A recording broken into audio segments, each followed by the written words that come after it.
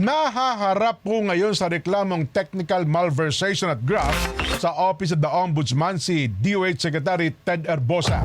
Ganon din po si Yusek Albert Francis Domingo at ilan pang opisyal ng DOH kabilang si Ana Francis Domingo at Maria Cristina Marsigan. O si Tina Marsigan ba yun? Ganon. Isang concerned DOH personnel ang nagsampan ng reklamo sa Ombudsman laban kina Herbosa dahil sa paglilipat ng halos 146 million pesos mula po sa health funds patungong World Health Organization.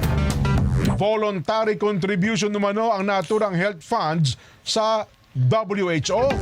Sa reklamo, sinabing nag-issue ng memorandum si Secretary Herbosa noon pong October 29, 2025 na nag-uutos sa ilang opisyal na i-relocate ang health funds para sa kanilang international commitment. Humihiling ngayon ng preventive suspension ang mga complainants laban kina Herbosa at Domingo. Wala pa namang pahayag ang mga naturang opisyal laban sa reklamo sa kanila.